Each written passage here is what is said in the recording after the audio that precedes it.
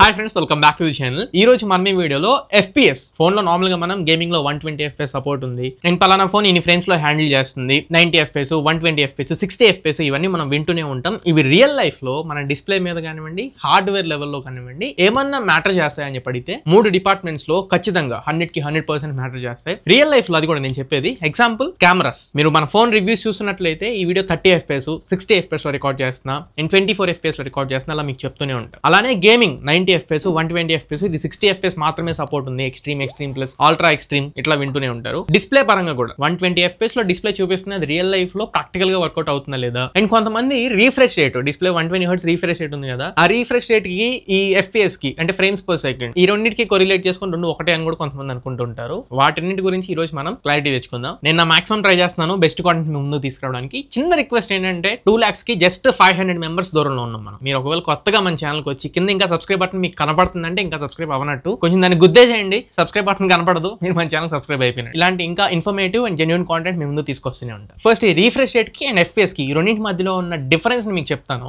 Refresh rate అనేది ఏంటంటే మీ డిస్ప్లేకి ఏదైతే కేపబిలిటీ ఉంటుందో ఒక సెకండ్ కి ఎన్ని టైమ్స్ ఒక ఇమేజ్ ని అది రీఫ్రెష్ చేయగలదు. ఎగ్జాంపుల్ ఒక స్టిల్ ఇమేజ్ ఉంది, ఈ వాల్ పేపర్ ఉంది, లేదా మనం మెనూ స్క్రోల్ చేస్తున్నాం, ఒక సెకండ్ కి అది ఎన్నిసార్లు రీఫ్రెష్ చేస్తుందో అంత స్మూత్ గా మనకు కనబడుతుంది. సో డిస్ప్లేకి ఉండే కేపబిలిటీని మనం రీఫ్రెష్ రేట్ అని పిలుస్తాం. అదే మనం FPS అంటే ఫ్రేమ్స్ పర్ సెకండ్, ఒక సెకండ్ కి హార్డ్వేర్ లెవెల్లో ఇది యాక్చువల్లీ ప్రాసెసర్ బేస్ చేసుకుని డిపెండ్ అయి ఉంటుంది. ఇంకా ఇన్ డెప్త్ చెప్పాలంటే CPU, GPU వీటిని బేస్ చేసుకుని ఒక సెకండ్ కి ఎన్ని ఫ్రేమ్స్ ని మన ప్రాసెసర్ అనేది రెండర్ చేయగలుగుతుందో, అది డిస్ప్లే కి చూపించగలుగుతుందో అది FPS కిందకి మనం కన్సిడర్ చేస్తాం. సింపుల్ వర్డ్స్ లో చెప్పాలంటే ఈ CPU అండ్ GPU వీటిని బేస్ చేసుకుని ఒక సెకండ్ కి ఎన్ని ఫ్రేమ్స్ రెండర్ చేయగలుగుతాయో ఆ రెండర్ చేసిన అవుట్పుట్ నే మనం FPS అని పిలుస్తాం. అంటే ఫ్రేమ్స్ పర్ సెకండ్, ఒక సెకండ్ కి ఎన్ని ఫ్రేమ్స్ అని. 120 FPS అనుకోండి, ఒక సెకండ్ కి 120 ఫ్రేమ్స్ అది రెండర్ చేసింది అని. రీఫ్రెష్ రేట్ వేరు, డిస్ప్లే చూపించడం వేరు, రెండర్ చేయడం వేరు. సో రెండింటికి చాలా డిఫరెన్స్ ఉంది. అదొకటి పక్కకు పెట్టేసేయండి. నెక్స్ట్ FPS తక్కువ ఉంటే మంచిదా, ఎక్కువ ఉంటే మంచిదా? ఇది ఒక ఫులిష్ క్వశ్చన్. మీ అందరికీ ఆల్రెడీ తెలుసు. FPS ఎంత ఎక్కువ ఉంటే అంత మంచిది. ఎందుకంటే what ever it might be the content మీరు ఎక్స్పీరియన్స్ చేసేది, దాని FPS ఎంత ఎక్కువ ఉంటే మీకు మీ అవుట్పుట్, మీరు చూసే ఎక్స్పీరియన్స్ అంత స్మూత్ గా ఉంటుంది. దీన్ని మనం డిస్ప్లే లెవెల్లో, కెమెరా లెవెల్లో, గేమింగ్ లెవెల్లో మూడింట్లో మనం క్లియర్ గా చూద్దాం. ఫస్ట్ కెమెరా లెవెల్ ఒకటి చూపిస్తాను, ఒకసారి చెక్ చేయండి. మీరు ఒకవేళ వీడియోస్ రికార్డ్ చేసుకుంటున్నట్లయితే రెఫరెన్స్ కోసం మీకు డిస్ప్లే మీద కూడా ఇక్కడ ఫుటేజెస్ వేస్తాను, ఒకసారి చెక్ చేయండి. 24 ఫ్రేమ్స్, 30 ఫ్రేమ్స్, 60 ఫ్రేమ్స్ ఒక సెకండ్ కి ఈ వీడియోలో 24 ఫ్రేమ్స్ ఇది రికార్డ్ చేస్తుందంటే కొంచెం లాగ్ మీరు అబ్జర్వ్ చేయొచ్చు. అలానే కొంచెం ఏదో స్టక్ అవుతున్న ఫీల్ కూడా మీరు అబ్జర్వ్ చేయొచ్చు. కాసేపు ఈ ఫుటేజ్ ని పక్కకు పెట్టి ఒకసారి 30 FPS ఫుటేజ్ వేస్తాను, ఒకసారి అబ్జర్వ్ చేయండి. ఇది కూడా అంతే. ఈ సైడ్ నుంచి ఈ సైడ్ కి వెళ్ళేటప్పుడు సెకండ్ కి 30 ఫ్రేమ్స్ రెండర్ చేస్తుంది అనుకోండి, ఇక్కడ కూడా మంచి స్మూత్నెస్ ఏం మీకు కనపడదు. ఇప్పుడు వేసేది 60 FPS శాంపుల్. ఈ శాంపుల్ ఒకసారి అబ్జర్వ్ చేయండి. స్ట్రక్ అవుతున్నట్లు గానీ, లాగ్ అవుతున్నట్లు గానీ, లేదా తక్కువ ఫ్రేమ్స్ లో రికార్డ్ అవుతున్నట్లు గానీ మీకు అనిపించదు. సో FPS ఎంత ఎక్కువ ఉంటే అంత మంచిది. Hire the FPS, smoother the experience. So ఇది ఒకటి మైండ్ లో పెట్టుకోండి. ఎక్కువ ఫ్రేమ్స్ ఉన్నప్పుడు లాగ్ తక్కువ ఉంటుంది. రీజన్ వచ్చేసి డీటెయిల్స్ ఎక్కువ క్యాప్చర్ అవుతాయి. ఫ్రేమ్స్ ఎక్కువ ఉన్నప్పుడు డీటెయిల్స్ తక్కువ క్యాప్చర్ అయినాయి అనుకోండి, అక్కడ ఏం ఫిల్ చేయడానికి లేదు కాబట్టి ఆ లాగ్ అనేది ఎంటీ స్పేస్ లాగా ఉండిద్ది. కానీ అవి మిల్లీ సెకండ్స్ లో, ఆ మిల్లీ సెకండ్స్ క్యాచ్ చేసేంత కెపాసిటీ మన ఐస్ ఉండదు. సో కొంచెం లాగ్ ఎక్స్పీరియన్స్ అనిపించేది తప్ప అక్కడ బ్లాంక్ ఉందని మనకు తెలియదు. 60 FPS వీడియోలో అనుకోండి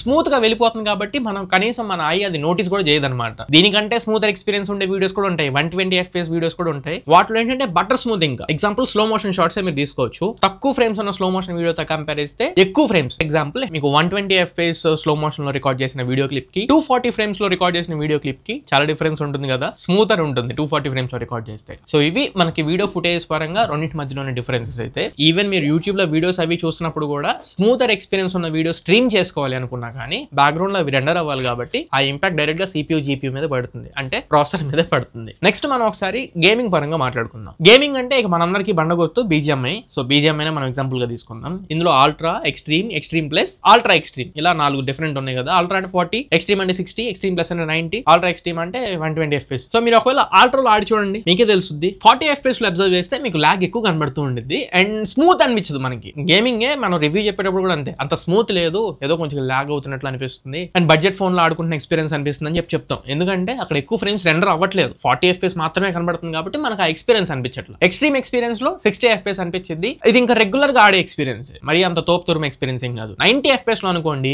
కొంచెం స్మూత్ మనం చూస్తాం, అంటే ఒక్క సెకండ్ కి 90 ఫ్రేమ్స్ రెండర్ అవుతున్నాయి కాబట్టి. ఇంకా 120 FPS అంటారా, ఇంకా బటర్ స్మూత్ ఎక్స్పీరియన్స్ కాబట్టి దాని గురించి అసలు ఆలోచించాల్సిన అవసరమే లేదు. చాలా అంటే చాలా ఫాస్ట్ గా రెండర్ అవుతూ ఉంటాయి వెనకాల ఫ్రేమ్స్ అనేవి. ఆల్మోస్ట్ రియల్ లైఫ్ ఎక్స్పీరియన్స్ మనకు అనిపించేసి ఏదో మన కళ్ళ ముందు జరుగుతున్నట్లు. సో ఇది గేమింగ్ లో ఈ FPS ఒక రోల్. ఈ గేమింగ్ లో మళ్ళీ దీనికి 144 Hz రీఫ్రెష్ రేట్ కి ఏమైనా లింక్ ఉంటుందా అంటే ఉంటుంది. ఎక్కువ ఫ్రేమ్స్ రెండర్ చేసినప్పుడు అదే లెవెల్లో స్క్రీన్ కూడా కెపాసిటీ కెపాసిటీ ఉంటేనే దాని రియల్ ఎక్స్పీరియన్స్ మనం ఎక్స్పీరియన్స్ చేయగలుగుతాం. ఎగ్జాంపుల్ 60 ఫ్రేమ్స్ ఉన్న డిస్ప్లేలోకి తీసుకెళ్ళి మీరు 120 ఫ్రేమ్స్ లో గేమ్ ఆడుకుంటున్నారు అనుకోండి, ఫుల్ గా మీరు దాన్ని వాడుకోలేరు. సో 120 FPS గేమింగ్ చేసినప్పుడు 120 Hz రిఫ్రెష్ రేట్ ఉంటేనే అది బెటర్ గా డెలివర్ చేస్తుంది. ఇప్పుడు ఆ ప్రాబ్లం లేదనుకోండి, ఆల్మోస్ట్ అన్ని ఫోన్స్ 120 Hz రిఫ్రెష్ రేట్ తో వచ్చేస్తున్నాయి. FPS తక్కువ ఉందనుకోండి, ఎగ్జాంపుల్ ఆ గేమ్ 60 FPS మాత్రమే సపోర్ట్ చేస్తుంది అనుకోండి, అది గేమ్ స్మూత్నెస్ మీద ఇంపాక్ట్ చేస్తుంది. రెండోది రెస్పాన్స్ రేట్ మీద ఇంపాక్ట్ చేస్తుంది. ఎగ్జాంపుల్ బుల్లెట్ ఫైర్ చేశారు, మీకు వెంటనే రెస్పాండ్ అవ్వదు. అది ఎక్కువ ఫ్రేమ్స్ ఉంటే రెస్పాన్స్ రేట్ చాలా ఎక్కువ ఉంటుంది. సో డైరెక్ట్ గా ఇంపాక్ట్ చేస్తుంది FPS అనేది గేమ్స్ ఆడుతున్నప్పుడు ఆ రెస్పాన్స్ రేట్. కానీ ఏం కాన్స్ చెప్పట్లేదు అనుకుంటారేమో, ఉంది. ఒకే ఒక డిసడ్వాంటేజ్ ఉంది. మీ ఫోన్ లో అది మీరు వీడియో స్ట్రీమింగ్ కానివ్వండి, కెమెరాలో వీడియో రికార్డింగ్ కానివ్వండి, లేదా గేమ్స్ లో 120 FPS పెట్టుకుని ఆడుకుంటున్నప్పుడు కానివ్వండి,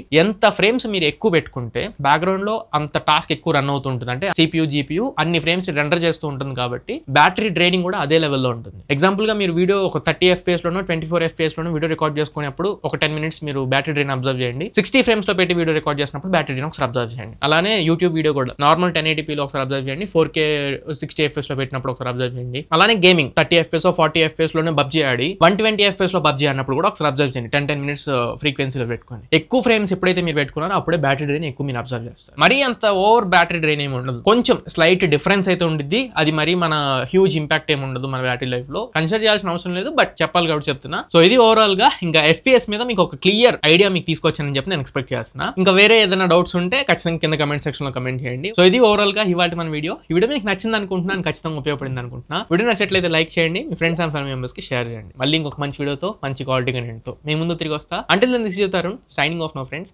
జై హింద్.